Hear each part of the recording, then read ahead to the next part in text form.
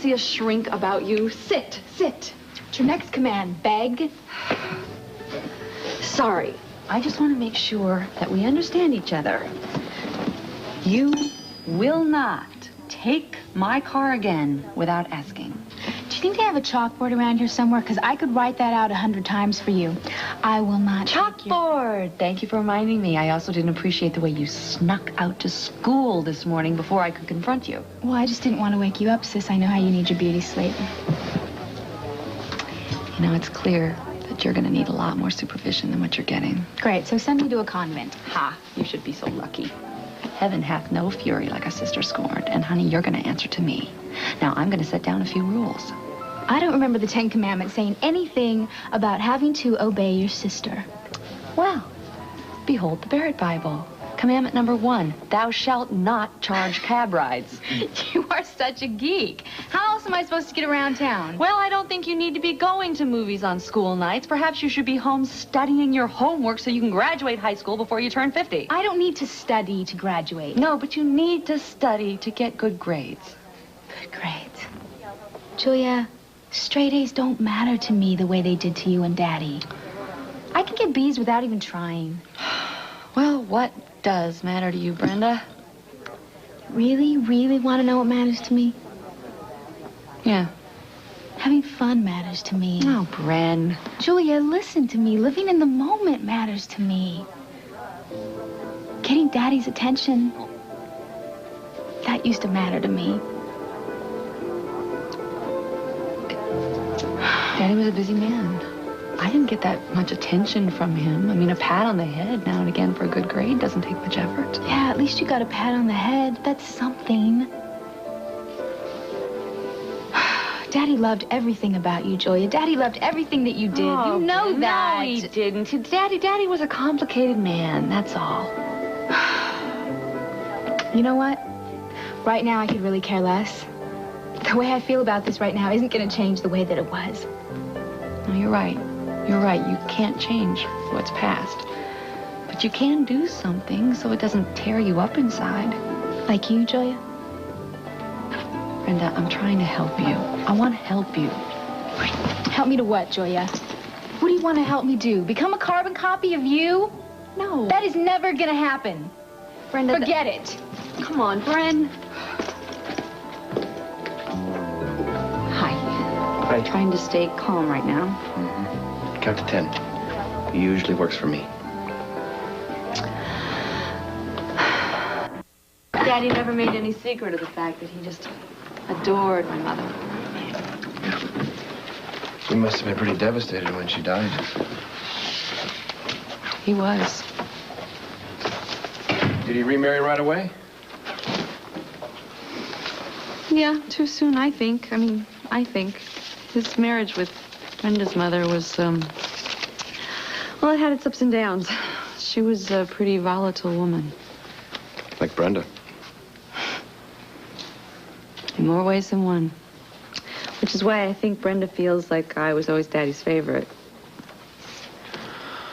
Oh, well, maybe that explains why she has such a chip on her shoulder. I know.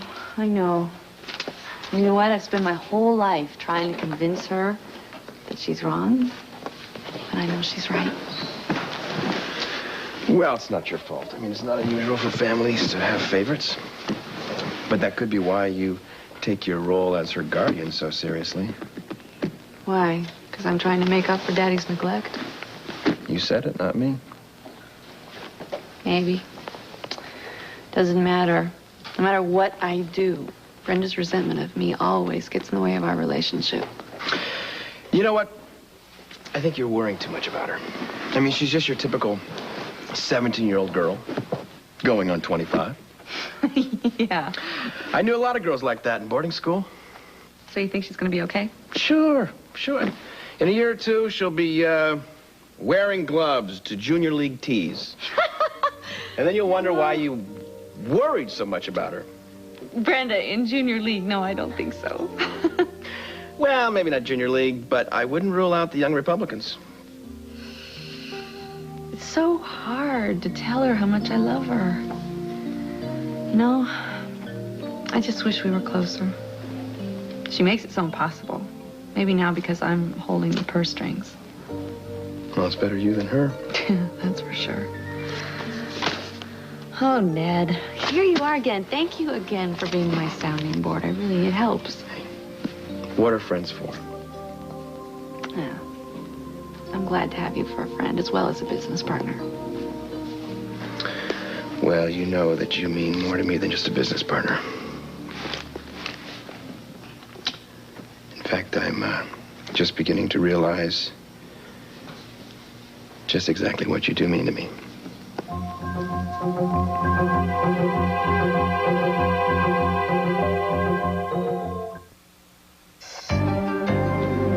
You look surprised. I'm just waiting to hear what that means. Well, after our dinner meeting with the Carruthers last night, I took the long way home to think a little bit. And, About the meeting? well, actually, I spent most of the time thinking about you. Why? Well, I realized that you actually understand and care more about what happens to me than my own wife does sometimes. Oh, no. It's just that Jenny was, excited. She was overwhelmed about getting the design project. Julia, she has every right to be excited, but she doesn't have the right to walk out on a very important dinner engagement that had already been planned. It was unbelievably selfish. Did you guys talk about this? No. She was sleeping when I left this morning. Oh, shoot. Well, I'm sorry if I caused trouble in your marriage with this. Don't be silly. You made a business decision. Besides, I'm sure things would have been just as bad between Jenny and I if she hadn't got the job. Oh, maybe. No, I'm sure she would have just thought that I sabotaged her chances. No, she wouldn't, Ned. She knows this. This was based on her work. Mm-hmm. And you think she really believes that? Well, yeah, I would hope so, because it's the truth.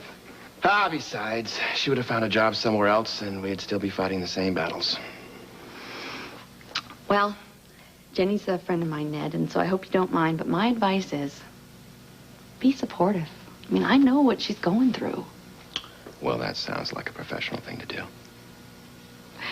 And Jenny's going to be a professional very soon. It's really important you guys work this out. Well, that's easier said than done. Because, Ned, very soon we're all three going to be working in this hotel. Mm-hmm. Well, I'm going to do the best I can. But I'm not going to be making any promises.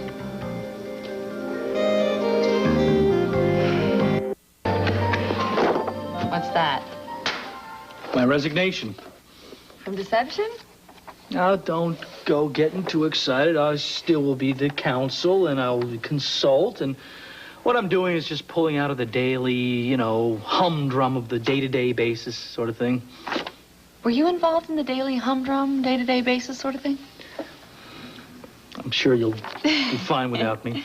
Counsel and consultant. What, that's it?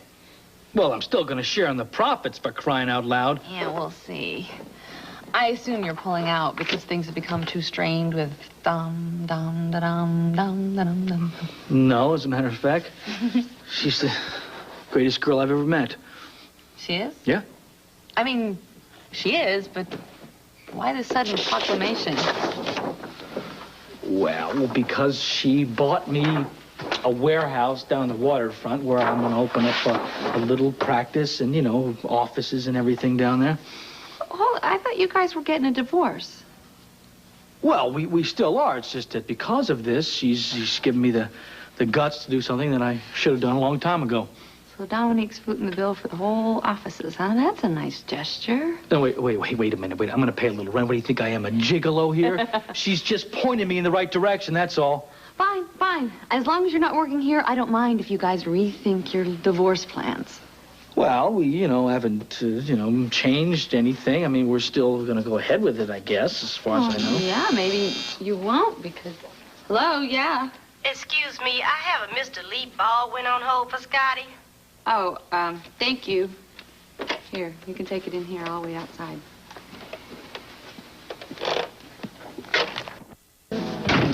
How's Lee? Oh, he's just dandy. He's very proud of how I've turned my life around. Shouldn't that make you happy? Mm-hmm. Well, he should be proud. I mean, you're opening your own law offices. Mm-hmm. Of course, he's even more proud that I'm married to Dominique. Oh, I see. So you had to tell him that you were getting a divorce, huh?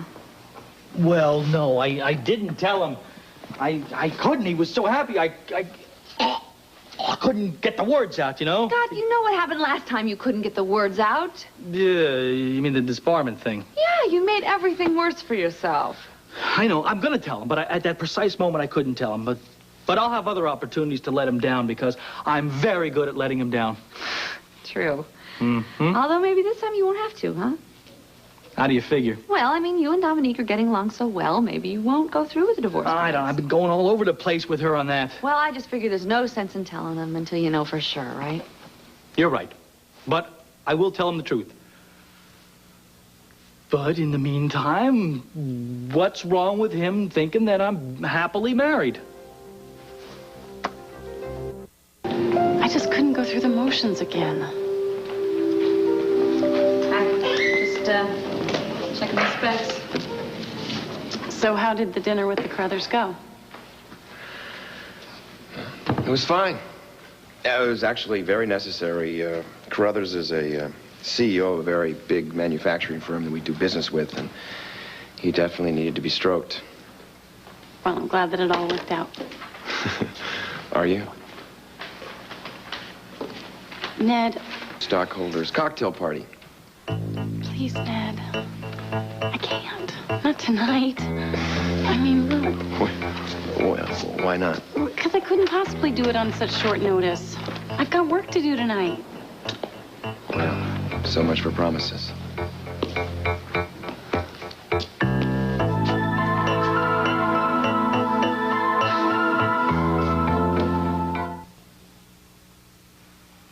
I'm sorry.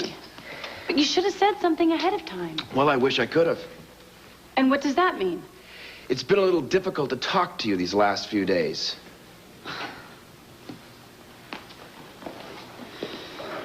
Ned, look at me. I am in blue jeans and sneakers. If you quit right now, you have plenty of time to go home and change. I can't quit right now. Look, I still got to call back contractors that are going to be coming here tomorrow. I'm sorry, there's just no time for me to go home, shower, change. No problem. No problem. The party is taking place here at the hotel. You can use one of the rooms. You can make all your phone calls. You can shower. And in the meantime, I can go home and pick up your clothes. I don't need bedding or anything, but I've got hairspray and makeup if you want to use my place. There you go. Well, I still don't know why you need me in a room full of stockholders. Because it's very important to show family solidarity at these affairs. And this is that important to you? Crucial. All right. Good girl. Thank you so much. Listen, when I get home, I'll call you, and you can tell me what you want me to bring. Okay, and here are the penthouse keys. Beware of Brenda. Thank you. I'll start on my contractor calls right now. Okay. Thank you, sweetheart.